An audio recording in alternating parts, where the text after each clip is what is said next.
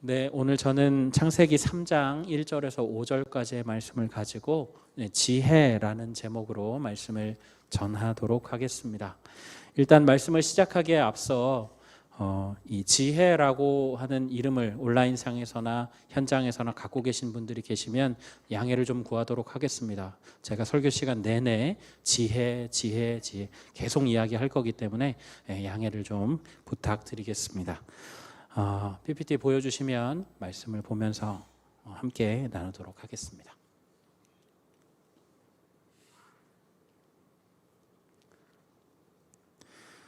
네, 두 번째 화면으로 해주셨으면 좋겠는데요.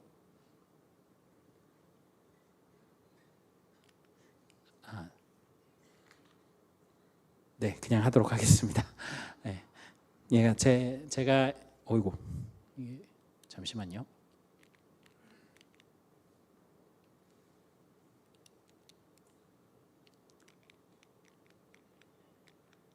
기계적인 문제가 좀 있는 것 같습니다. 네, 첫 번째 화면 보여주시죠. 네. 제가 신학교를 다닐 때 비교 종교학이라고 하는 수업을 들은 적이 있습니다. 세상의 각종 종교들을 연구하고 또 탐구해서 우리가 가진 복음과 비교해서 왜 그리스도가 유일한 구원인가에 대해서 변증하는 그런 과목이었죠. 이 수업을 맡으신 교수님이 이 서울대 철학과와 대학원을 나오신 수재였는데 예수님을 만나고 신학교수가 되신 분입니다. 인간의 모든 지혜의 총집결이라고 하는 이 철학 공부를 심도 있게 하신 분이시니까 뭐 지혜가 끝도 없고요. 입을 열었다 하면 이 삼라만상의 이치를 줄줄 꿰시는 그런 분이셨습니다. 심지어는 달변 가셔서요. 이 수업 시간 80분이 어떻게 지나가는지 모를 정도로 그렇게 수업을 잘 진행을 하셨었죠. 그분의 수업을 통해서 뭐 유교, 도교, 이슬람교, 힌두교, 뭐 기사상에서 가깝게는 라엘리안이나 우리나라에 생긴 자생적인 이단들까지 다양한 종교들을 알아보게 되었습니다. 그런데 이분의 수업의 특징이 뭐냐 하면 예를 들면 불교에 대해서 설명하실 때는 정말로 이 불교 포교자의 입장에서 이야기를 하신다라는 거예요. 우리 불교는요 이런 식으로 수업에서 이렇게 이야기를 하시는데 그 수업이 묘한 울림이 있습니다. 와, 인간이 저렇게까지 생각을 할 수가 있나? 아, 인간의 지혜는 정말 대단하구나 이런 생각을 가끔 하게 되는데 특히나 이렇게 역사가 오래된 그 종교들이 있습니다. 뭐 힌두교라든지 불교 같은 그런 수업 시간을 들으면 정말 은혜롭습니다. 신학교에서 수업을 했잖아요. 신학생들이 모여 있는데 수업을 하다 보면 한쪽 구석에서 아멘 이런 소리가 나와요. 그 정도로 굉장히 좋은 인생의 진리들을 참 많이 가르쳐주는 그런 내용들, 통쾌하고 깔끔하게 인생을 관통하는 그런 지혜들이 막 쏟아져 나옵니다. 이렇게 수업을 진행하다 보면 마지막에 가서 교수님이 꼭 하시는 말씀이 있어요. 여러분 너무 좋죠. 저도 이게 너무 좋습니다. 그런데 그렇기 때문에 이 세상에 있는 많은 사람들이 이 종교를 믿는 거예요. 그런데 여러분 그거 아십니까? 이 좋은 말들, 훌륭한 인생의 지혜들이 단 하나, 바로 이 시작점, 그 시작점이 잘못되었기 때문에 진리가 아니라는 거. 그리고 제시하십니다. 인간의 이러한 그 이른바 자신들의 지혜의 집약체라고 믿고 있는 그런 수많은 종교들이 이 사탄의 속삭임으로부터 시작되었습니다라고 말씀을 하시죠. 오늘 우리가 보는 말씀은 창세기의 일부입니다. 창세기는 이 성경의 시작이죠. 성경을 여는 책이고 성경의 전통적 분류에 따르면 이 모세가 쓴 5권의 책, 즉 모세오경 중에 한 권입니다. 세상의 창조 기사에서부터 또 이 범죄 그리고 노아의 홍수 그리고 이 아브라함으로부터 요셉에 이르기까지 이스라엘 백성들이 있었던 그 많은 에피소드들이 이 50장의 책 안에 들어 있습니다. 장수가 성경에서 가장 방대하지만 대부분이 이야기라서 우리가 어렵지 않게 이 말씀을 읽을 수가 있는 거죠. 오늘 말씀은 하나님의 창조기사 이후에 하나님이 만드신 동산지기인 이 아담과 하와가 이 인류의 DNA에 죄를 새기게 되는 그런 과정에 대해서 이야기를 다루고 있습니다. 이 사건은 우리가 너무 많이 들어와서 여러분들 너무 잘 알고 계시겠죠. 유아부, 유치부에서부터 초등부, 청소년부까지 계속해서 성인이 되시기까지 이 말씀을 계속해서 들어보시고 또 설교를 많이 들으셨을 텐데요. 여러분들께 그렇기 때문에 여러분들께 질문을 드리도록 하겠습니다. 여러분, 선악과를 따먹은 것은 누구의 유혹 때문이었죠? 모르세요? 예, 뱀의 유혹 때문이었습니다. 그러면 뱀이 뭐라고 이 하와에게 이야기를 했는지 우리 본문 1절 말씀을 통해 확인을 할 텐데요. 우리 1절 말씀 함께 읽어보겠습니다. 1절입니다. 그런데 뱀은 여호와 하나님이 지으신 들짐승 중에 가장 간교하니라. 뱀이 여자에게 물어 이르되 하나님이 참으로 너희에게 동산 모든 나무의 열매를 먹지 말라 하시더냐.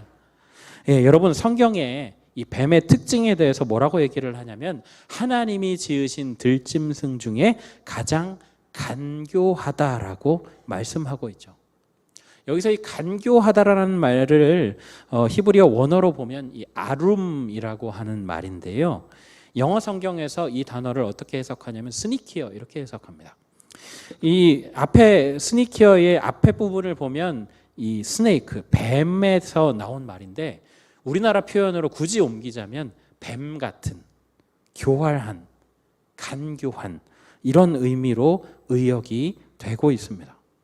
그런데요, 여러분, 이 단어가 창세기에서는 여기에 한 번 등장하는데 뒤에 가면 다른 성경에서 또 이 말이 등장합니다. 어디에서 등장하느냐면 이 잠언에서 등장합니다.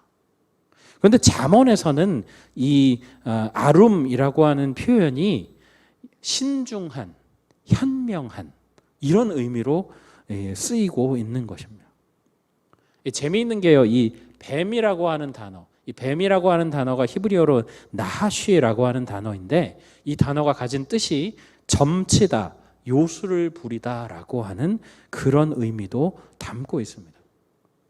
그러니까 여러분, 이것을 이렇게 해석할 수가 있는 거예요. 하나님께서 뱀에게 신중하고 현명한 지혜를 주셨어요.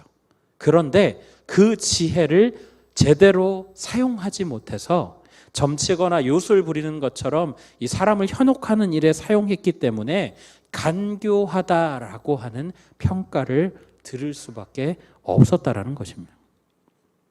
그렇다면 그 지혜를 어떻게 사용했길래 이런 평가를 받았을까요?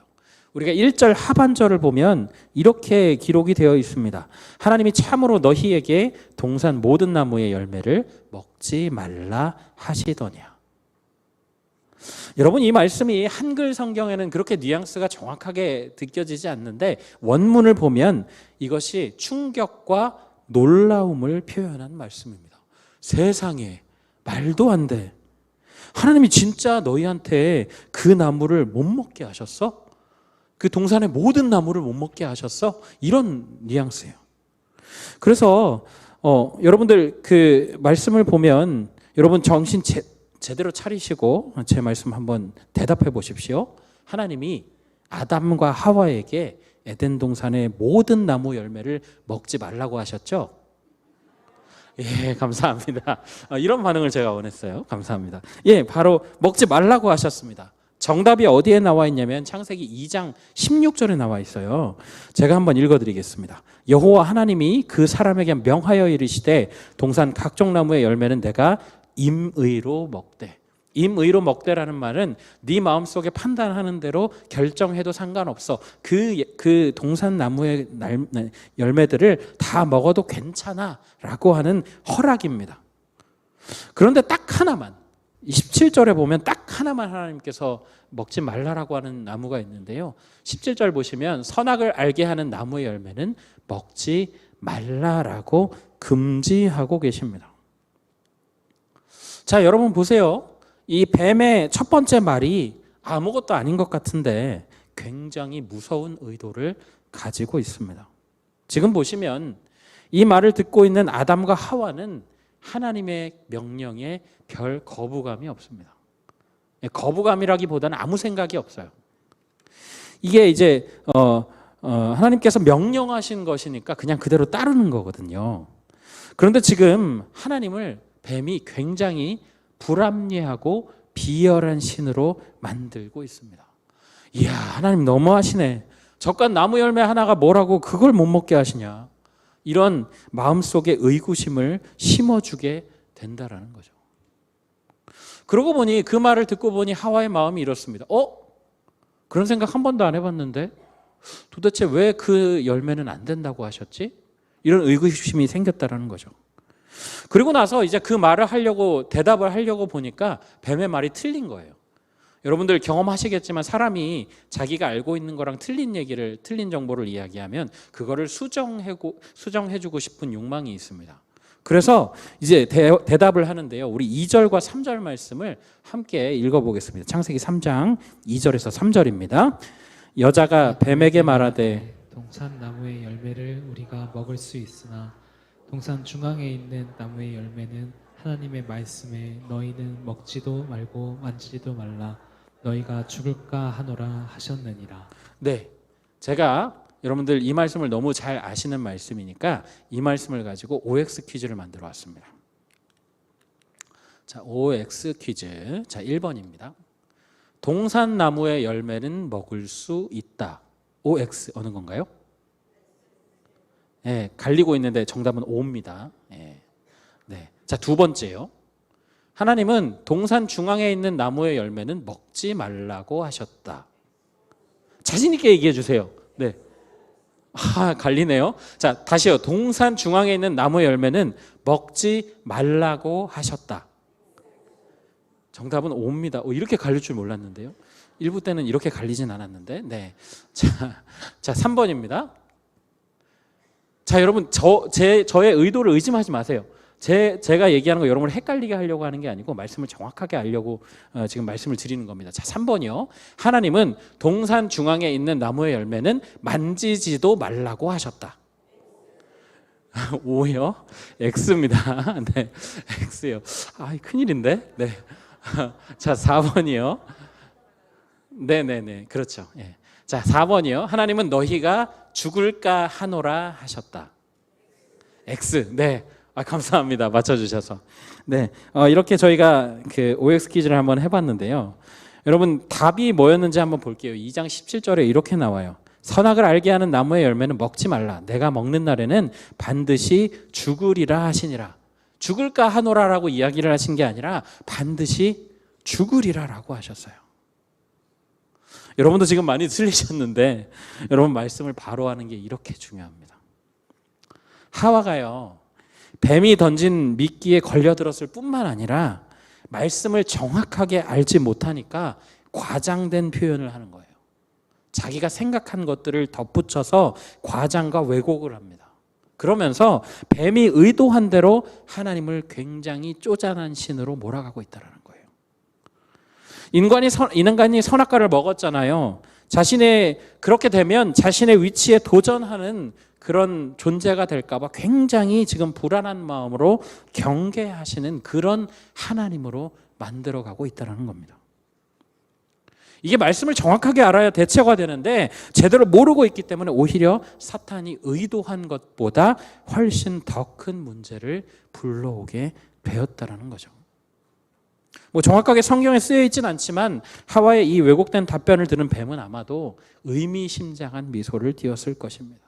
그리고 왜곡에 왜곡을 더하게 되죠.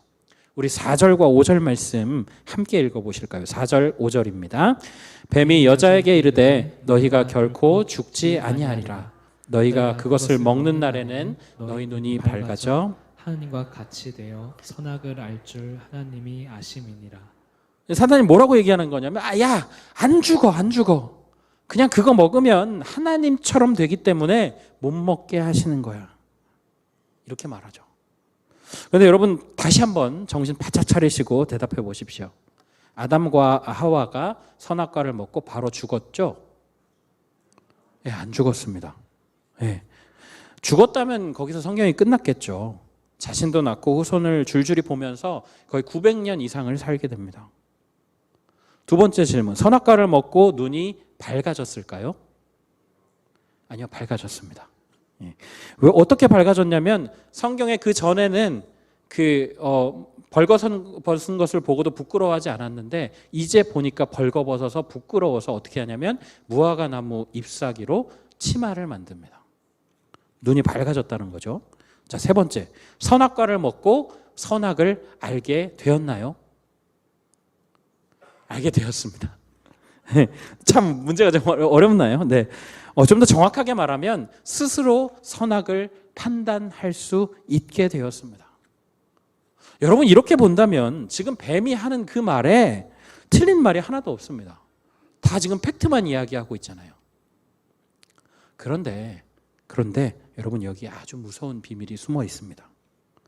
뱀이 죽지 않는다라고 말했잖아요. 그런데 이것은 우리 육신이 당장 죽지 않는다라고 하는 것을 의미합니다. 여러분, 우리의 영은요, 이 죄를 짓는 순간에 하나님과 분리가 되게 됩니다. 하나님과 우리의 관계가 비록 이 조물주와 피조물 간의 그런 관계이기는 하지만 하나님은 기본적으로 우리와 교제하시기 위해서 우리를 창조하셨거든요.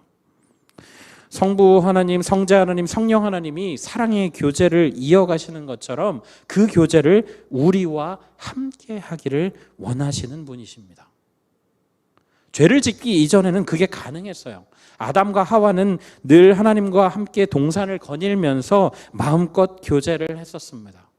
그야말로 요한계시록 21장이 나오는 것처럼 사망도 없고 애통하는 것이나 곡하는 것이나 아픈 것이 없었던 그런 시대였다라고 말할 수 있죠. 그런데 죄로 인해서 우리와 하나님과의 이 교제가 끊어지게 된 거예요. 인간은 하나님과의 교제라고 하는 호흡기가 끊기는 순간부터 죽게 됩니다. 영은 죽게 되고요. 죽음 없이 영원하게 살 수 있었던 그 육신조차도 이제는 죽음의 문턱을 넘어설 수 없게 되었습니다. 그리고 그 순간부터 제일 중요한 건데요, 하나님이 심판자로 등장하십니다. 사랑하던 그런 관계가 이 범죄자와 심판자의 관계로 바뀌게 되었다라는 거죠. 그런데 여러분, 뱀의 유혹이 불러온 끔찍한 결과는 이게 다가 아닙니다. 여러분, 인간에게 있어서 가장 큰 비극이 뭐냐면 뱀이 유혹을 하고 나서 하와가 그 금하신 열매를 봤을 때에 보암직도 하고 먹음직도 했다라는 것이 가장 큰 비극이에요. 여러분, 이 말씀이 이 열매의 외형을 말하는 것이라고 보기에는 타이밍이 참 이상합니다. 이전에도 동산을 거닐면서 수십 번, 수백 번, 수천 번을 그 열매를 분명히 보았을 거란 말이죠.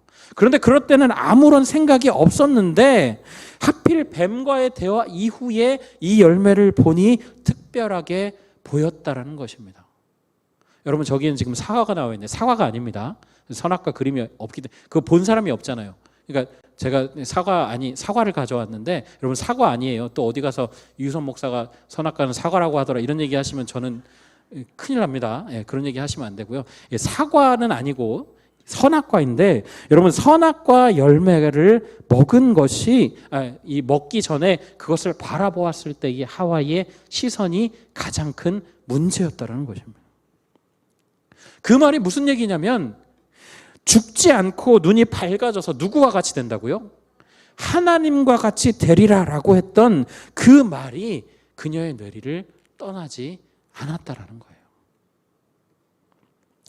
그런데 여러분, 생각해 보십시오. 지금 이 말씀 속에서, 지금 창세기의 시대의 에덴 동산에서 사는 그 말씀 속에서 아담과 하와에게 선과 악을 아는 것이 필요합니까? 더 크게. 필요하지 않아요. 감사합니다. 바로 그거 제가 원했던 대답이에요. 지금 필요하지 않습니다. 만약에 지금 시대라고 한다면 이것은 반드시 필요합니다. 어떤 거에 선인지 어떤 데 악인지를 분별하는 지혜가 필요하니까요. 지금이라면 반드시 필요합니다. 세상이 악하니까요. 그런데 그 시대는 그렇지 않았어요. 죄가 없는 시대입니다. 절대 선이신 하나님이 다스리시는 곳이에요. 악이라고 하는 단어 자체가 하나님의 말씀과 명령에 지켜 행하지 않는 것, 하나님과 반대쪽에 있는 것을 의미하는 거거든요. 여러분, 이렇게 기준이 명확한 시대라고 한다면 하나님이 악하다라고 얘기하면 그건 악한 거예요. 하나님이 선하다고 얘기하면 그건 선한 겁니다. 하나님 외에 선과 악을 판단하는 존재가 필요하지 않다라는 거예요. 그런 시대였습니다. 그런데 지금 뱀의 그 한마디 때문에 인간에게 그것을, 선과 악을 스스로 판단하고자 하는 욕망이 생겼다라는 것입니다. 폰 라트라고 하는 신학자가 있어요. 이 신학자가 이 의미에 대해서 이렇게 설명을 합니다. 제가 한번 읽어드릴게요. 뱀은 창조 때 하나님이 인간에게 정하신 한계를 넘어서는 인간 존재의 확장 가능성을 교묘하게 심어주는데, 이 확장은 단순한 지적 풍요의 의미에서 뿐만 아니라 인간 너머에 존재하는 신비들과의 친밀함 및 그것을 다스리는 능력과도 관련된 삶의 확장을 의미한다. 어렵죠? 참 어려운, 이 학자라서 참 어려운 말을 쓰시는데, 굉장히 어려운 이 말을 좀 더 적나라하고 단순하게 말씀을 드리면 이것입니다. 인간이 자기의 한계를 넘어서 스스로 하나님이 되고 싶어졌다. 지혜의 근본이신 그 하나님을 뒤로하고 자기가 지혜자, 판단자가 되고 싶어왔다는 거예요. 여러분, 이것이 인류 역사의 가장 큰 비극입니다. 여러분, 제가 말씀의 서두에 비교 종교학이라고 하는 학문에 대해서 설명을 드린 적이 있잖아요. 이 모든 종교의 시작이 어디서 시작하냐면 고통의 문제에서 시작합니다. 인간은 왜 고통을 받아야 하는가? 그 고통을 어떻게 끝낼 수 있는가? 또 하나, 인간은 왜 죽어야 하는가? 그 죽음을 막을 방법은 없는 건가? 여러분, 모든 종교는 여기에서 시작합니다. 우리는 그 원인을 알잖아요. 인간에게 죽음이 왜 왔죠? 아담과 하와의 범죄를 통해서 왔고, 그리고 그 해결책도 알고 있습니다. 예수 그리스도께서 그 모든 죄를 짊어지시고 십자가에서 돌아가셔서 그 모든 죄가 사해졌고, 그리고 우리를 살리시기 위해서 3일 만에 부활하셨다. 그렇기 때문에 우리는 길이요 진리요 생명 되신 그 예수님만 따라가면, 그 예수님만 믿으면 우리에게 영원한 생명을 주신다. 여러분, 우리는 그 답을 정확하게 알고 있잖아요. 그런데 다른 종교들은 그렇지 않았습니다. 다른 종교들이 어떤 루트를 통해서 이 구원의 문제를 해결하는지에 대해서 한번 저희가 보실 텐데요. 네, 보시겠습니다. 힌두교로 가면 힌두교에는 범아일여라고 하는 사상이 있습니다. 범아, 이 범아는 그 당시에 힌두교의 두 신을 이야기합니다. 가장 높은 신 둘을 이야기하는데, 이 두 신과 일, 하나, 너. 그러니까 너와 신은 하나가 된다라고 하는 말이에요. 우리가 계속해서 이 수련회 통해서 우리 우주의 원리들을 깨닫고 그러고 나서 내 안에 있는 신을 만난다라는 것. 즉 다시 말하면 인간이 신이라는 얘기죠. 그리고 같은 뿌리를 갖고 있는 불교 역시도 이런 주의를 가지고 있습니다. 끊임없는 수련을 통해서 누구나 부처가 될 수 있다. 이건 역시 스스로 신이 될 수 있다. 내가 하나님이다라고 하는 얘기를 하고 있는 것입니다. 그 도교에서는 뭐라고 얘기하냐면 무의자연, 무라일체 이런 얘기들을 합니다. 자연과 순리대로 하나가 된다. 자연에게 그 내재되어 있는 그 길을 다스리고 단련함으로 인해서 저절로 내가 자연이 된다. 인간을 뛰어넘은 신선의 경지에 이르는 것을 추구한다는 것이죠.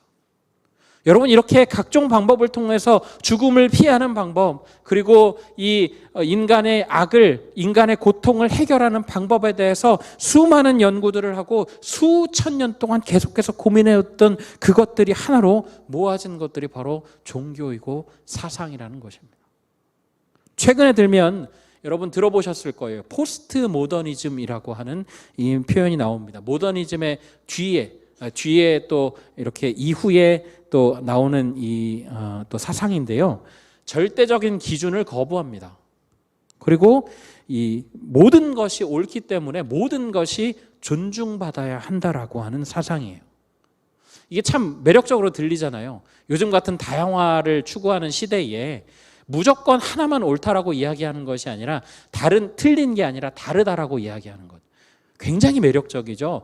요즘에 우리에게 잘 알려져 있는 그런 사상인데, 이 사상의 특징은 뭐냐면 이 인간의 이성과 경험으로 쌓인 그것에 대해서 신뢰를 거부합니다.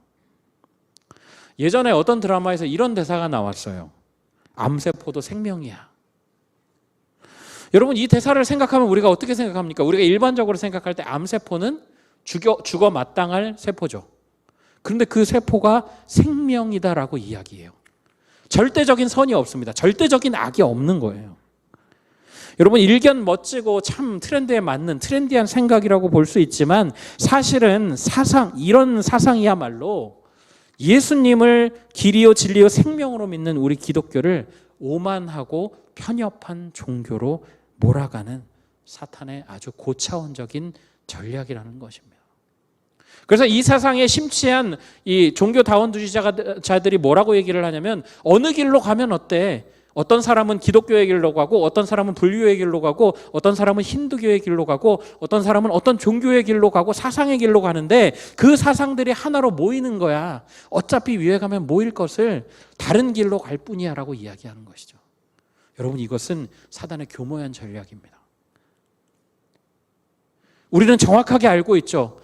예수님이 아니면 그 길을 갈 수 없다라는 것, 그 구원을 얻을 수 없다라는 것을 정확하게 알고 있는데, 이 사상을 멋지고 현대적이고 최대한 최근의 트렌드에 맞는 것으로 이렇게 만들어가는 것이 바로 사단의 전략이라는 것입니다. 여러분, 그 외에도 참 많은 종교와 사상들이 있습니다. 제가 지금 가져온 것은 정말 일부분이고요. 정말 많은 것들이 있는데, 이 대표적인 것들만 따져도 뭐 이 정도입니다. 그리고 이 모든 것들의 시작이 어디서부터 시작됐냐? 바로 에덴 동산에서 속삭였던 그 사단의 한마디, 너도 하나님이 될 수 있어 라고 하는 이 한마디에서 시작하게 되었다라는 거죠. 죄로 인해서 눈이 가려진 우리 인간들은 수천 년 동안 진리의 길을 찾으려고 발버둥 쳐왔습니다. 종교나 사상들은 저마다 조금씩 진리가 있어요. 제가 불교 수업이나 힌두교 수업을 들으면서 우리 신학생들이 아멘 이렇게 얘기했다고 했잖아요. 진리가 조금씩 들어있어요. 아주 조금씩. 그런데 이것은 하나님께서 일반 계시라고 해서 자연에 내재된 것입니다. 하나님께서 자연에 이것만 보고도 신이 있구나라는 것을 깨닫게 하기 위해서 일반 계시로 내려주신 것인데, 이것들을 보고 아주 일부의 진리를 찾아내요. 그러면서 그 진리가 마치 인간 지혜의 정수인 것처럼 이야기를 하고 또 그렇게 믿습니다. 참 인간의 지혜가 참 대단한 것 같잖아요. 그런데 여러분, 지혜의 끝이 허무하다라는 건 여러분 알고 계십니까? 지혜의 왕이라고 했던 솔로몬이 전도서 1장 2절에 이렇게 말했습니다. 헛되고 헛되며 헛되고 헛되니 모든 것이 헛되도다. 여러분, 솔로몬 왕이라고 하면 하나님 앞에 지혜를 구해서 모든 것을 얻었습니다. 부와 명예와 모든 것을 다 가졌던 인물이에요. 그런데 그 모든 것을 가지고 나서 보니 덧없다라는 거예요. 말년에 가서 보니 그게 별거 아니더라 라고 이야기하는 거예요. 특별히 지혜에 대해서는 더 그랬습니다. 여러분, 솔로몬 왕을 보기 위해서 세상 사람들이 막 찾아가잖아요. 그 이웃나라 사람들이 솔로몬 왕의 지혜를 듣기 위해서 찾아가요. 최근에 워렌 버핏이라고 하는 이 투자의 귀재라고 하는 워렌 버핏이라는 사람이 있는데, 이 사람을 만나기 위해서, 그러니까 한 2시간 정도 같이 점심 식사하기 위해서 수억 원의 돈을 투자합니다.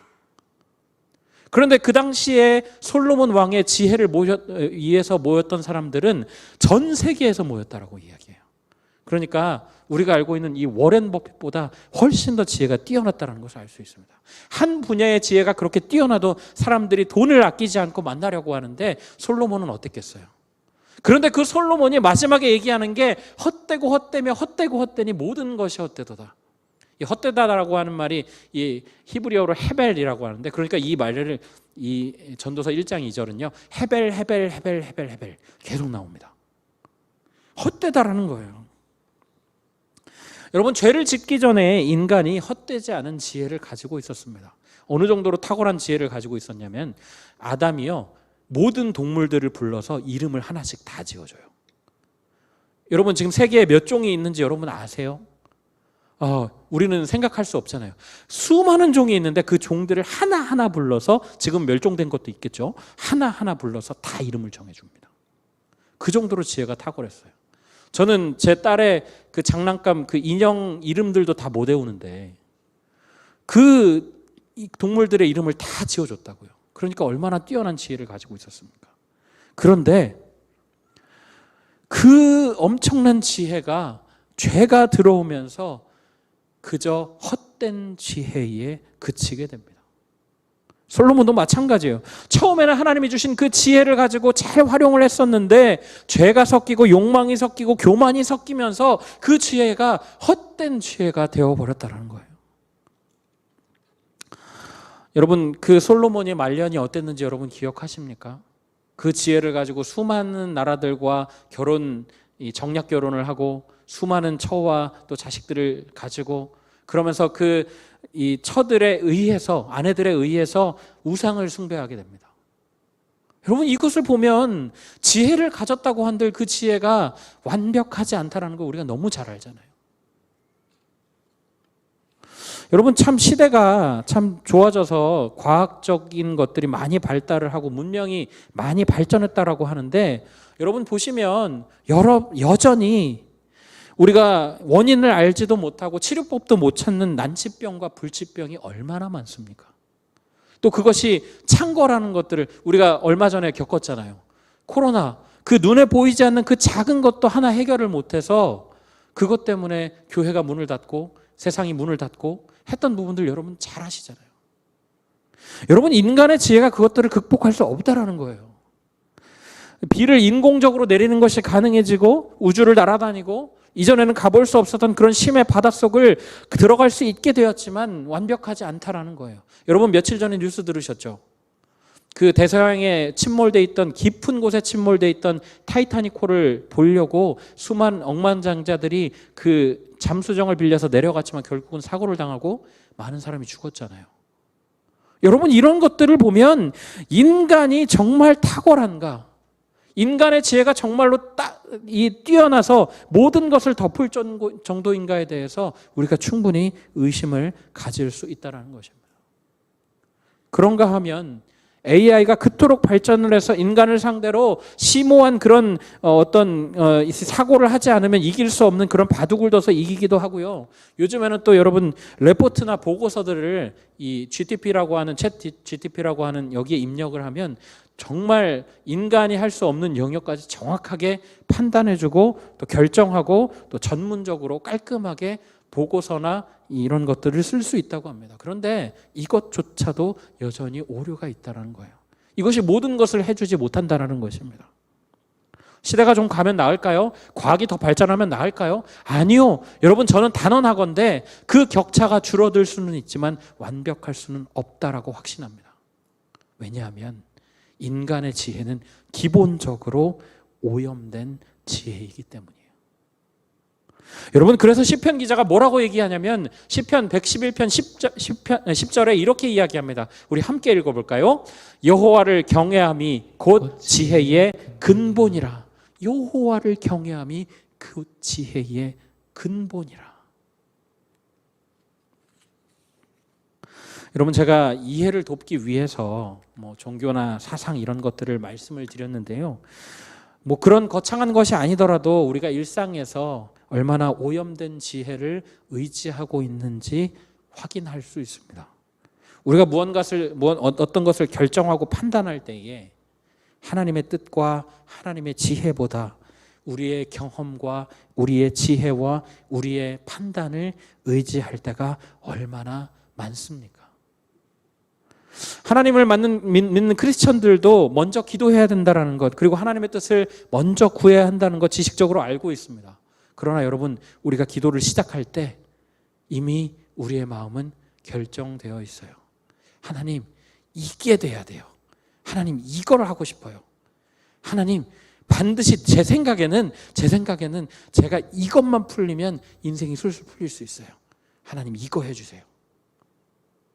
여러분, 우리가 결정하고 판단할 때에 이렇게 결정한다는 거예요. 우리 마음으로. 그리고 나서 그 일이 내 마음대로 이루어지지 않으면 어떻게 합니까? 하나님 그것도 못 해주세요? 만물의 주인이시라면서, 모든 것의 주인이시라면서 그거 하나 못 해주세요? 능치 못하시다면서요? 저를 사랑하신다면서요? 그런데 그거 하나 못 해주십니까? 여러분, 이렇게 화내고 하나님 앞에 나아가지 않습니까? 여러분, 이런 태도들이 정말 아무것도 아닌 것이 보이는 이 하나의 태도들이 하와의 욕심과 크게 다르지 않다는 건 여러분 알고 계세요? 여러분, 우리는 뱀의 속삭임에 넘어간 그 하와처럼 하나님을 지금 쪼잔하고 비열한 신으로 만들고 있다는 것입니다. 우리의 마음속에 왕자가 있다면 그 왕자에 하나님이 아니라 내가 앉아 있다라는 거예요. 그러나 여러분, 시편 기자는 지혜의 근본이 여호와를 경외함에 있다라고 말합니다. 내가 아니라 하나님께서 내 마음의 왕이 되셔야 하는 거예요. 내가 내 지혜와 내 결심과 내 판단을 믿는 것이 아니라 하나님께서 어떻게 생각하시는지, 하나님이 무엇을 원하시는지 그것을 따라가는 것이 지혜의 근본이라고 성경은 이야기하고 있어요. 여러분, 그렇기 때문에 우리는 하나님의 뜻을 구해야 합니다. 하나님이 진정으로 원하시는 것이 무엇인지를 생각해야 돼요. 어떤 것이 하나님을 기쁘게 하는 일인지를 꼭 생각해야 한다라는 거예요. 내가 아니라 하나님께서 내 마음의 왕이 되시는 것, 하나님을 경외하는 마음으로 하나님이 원하시는 뜻을 따라서 행하는 것이 바로 지혜라는 것입니다. 말씀을 맺도록 하겠습니다. 우리를 사랑하시는 하나님 앞에 우리가 나아갈 때, 하나님, 우리가 우리 마음의 왕좌를 하나님 앞에 내려놓겠습니다라고 하는 고백이 먼저 있어야 합니다. 잘 될 리가 없습니다. 우리는 죄의 습관에서 여전히 벗어나지 못한 사람이니까요. 그러나 그럼에도 불구하고 우리가 우리의 죄의 습관이 우리를 막아선다 할지라도 우리의 하루하루를 순간순간을 투쟁하면서 우리 자신을 쳐서 복종시켜야 합니다. 지혜의 근본이신 하나님 앞에 경외함으로 나아가야 합니다. 하나님으로부터 오는 그 신령한 참 지혜를 우리가 그렇게 하나님 앞에 나아갈 때에 누리실 수 있을 것이라고 저는 확신합니다. 바라기는 저와 우리 모든 성도님들이 이 앞으로의 우리의 모든 삶을 살아갈 때에 지혜의 근본이 되시는 그 하나님을 경외함으로 하나님으로부터 오는 그 참 지혜, 그 지혜를 누리면서 우리가 매일매일 하나님의 마음과 뜻을 따라 살아내기를 소망합니다. 우리가 그런 마음으로 우리 하나님 앞에 우리 이 찬양 드리실 텐데요, 주 발 앞에 무릎 꿇고 우리 이 찬양 하나님 앞에 드리도록 하겠습니다. 주 발 앞에 무릎 꿇고 그 사랑에 남기네.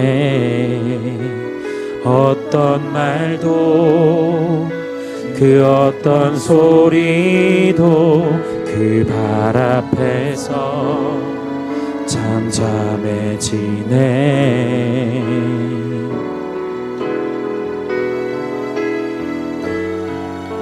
주 나의 사랑 그 발 앞에 앉아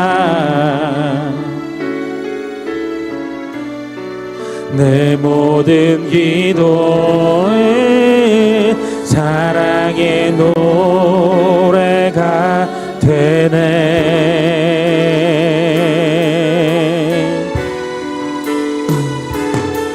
주의 옷자락 만지며 주의 두 발을 씻기며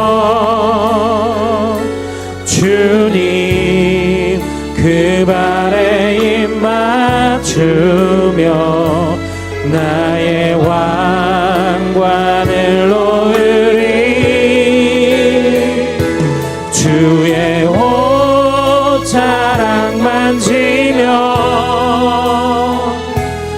주의 두 발을 씻기며 주님 그 발에 입 맞추며 나의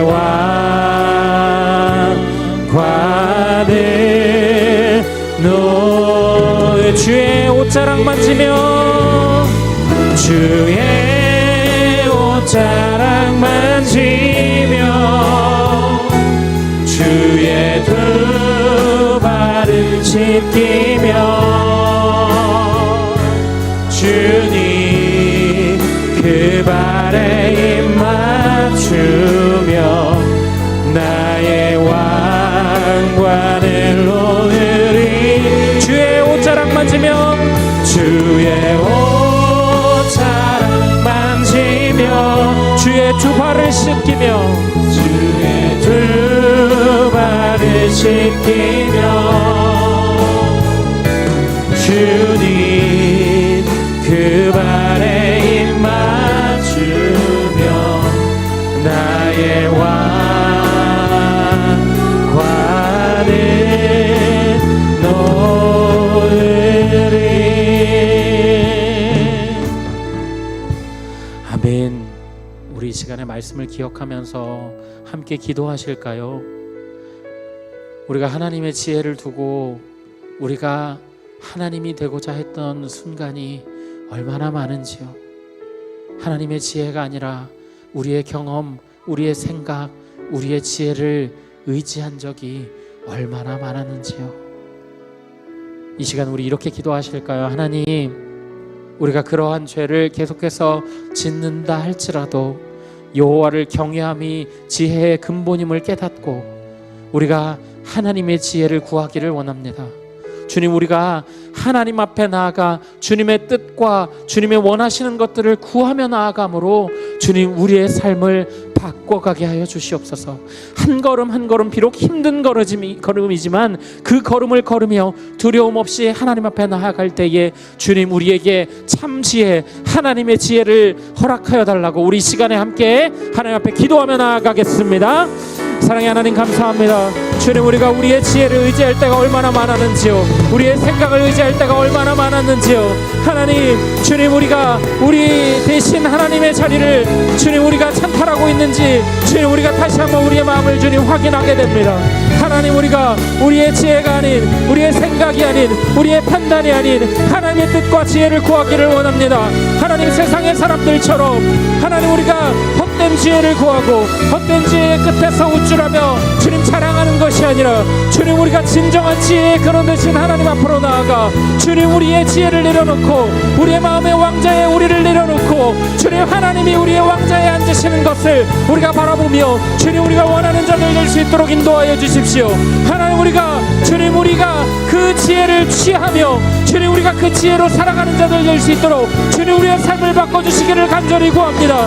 하나님, 우리의 마음속에 교만한 마음과 죄된 마음을 주님 사하여 주시고 하나님 없애어 주시고 하나님 그 자리에 하나님의 마음으로 채움받을 수 있도록 하나님 우리를 붙잡아 주시고 인도하여 주옵소서. 우리의 죄악된 마음을 하나님 앞에 내려놓습니다. 하나님, 우리를 붙잡아 주셔서 하나님 우리에게 죄의 마음을 채워주심으로 하나님이 원하시고 뜻하시는 것을 찾아가는 주님 우리가 되도록, 우리의 삶이 되도록 하나님 역사하여 주시옵소서. 주님, 하나님, 우리가 우리의 마음속에 왕자에 하나님이 아니라 우리 자신이 있었다면 주님 이 시간 회개하며 하나님 앞에 나아갑니다. 주님, 우리의 뜻대로, 우리의 경험대로, 우리의 생각대로 판단하고 결정하기에 앞서 주님 하나님의 지혜를 구했어야 하는데 주님 그러지 못해서 참 죄송하고 죄송합니다. 하나님, 그러나 주님 우리가 이것을 알았다면 주님 오늘 주님 우리의 걸어가는 이 길 가운데 주님 한순간 한순간 가운데 하나님의 지혜를 구하기를 원합니다. 주님, 하나님이 원하시는 것이 무엇인지, 하나님이 좋아하시는 것이 무엇인지만 생각하며 주님 우리가 하루하루를 투쟁하며 살아내기를 원합니다. 주님, 우리의 의지를 꺾어주시고 우리의 몸을 쳐서 복종시켜 주님, 하나님이 원하시고 뜻하시는 바대로 인생을 살아내는 하나님, 진정한 하나님의 지혜로 살아가는 자들 되도록 하나님 우리를 붙잡아 주옵소서. 주님, 우리의 삶에 개입하여 주시고 역사하여 주시길 원하옵고 감사드리오며 예수 그리스도의 이름으로 기도드립니다. 아멘. 우리 이 시간에 함께 선포하며 나아가실까요? 나는 하나님으로부터 부름받은 하나님의 자녀입니다. 우리는 세상으로 보냄받은 그리스도의 제자입니다. 아멘. 그런 마음으로 여러분 세상 가운데서 살아가시기를 바랍니다. 이제 하나님의 축복을 받도록 하겠습니다. 이제는 우리를 위하여 십자가를 참으신 우리 주 예수 그리스도의 은혜와 하나님 아버지의 극진하신 사랑하심과 성령님의 감화, 감동, 교통하심이 죄로 인하여 오염되어서 제대로 기능하지 못하는 인간의 어리석은 지혜를 의지하지 않고 여호와를 경외하는 지혜의 근본을 매일매일 실천하며 그에 따라 살기로 다짐하고 또 다짐하는 모든 성도님들의 머리 위에, 그들의 가족과 권속들 위에, 이 시간에도 고통으로 눈물 흘리고 있는 이웃들 가운데 이제로부터 영원토록 함께 계시기를 간절히 축원하옵나이다. 아멘.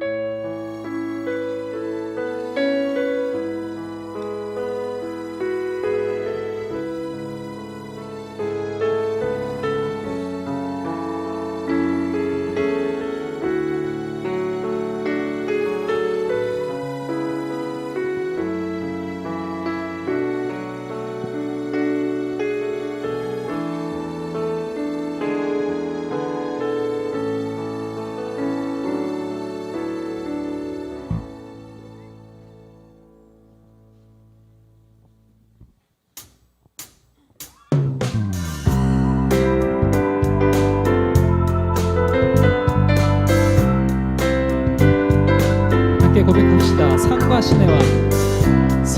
시내와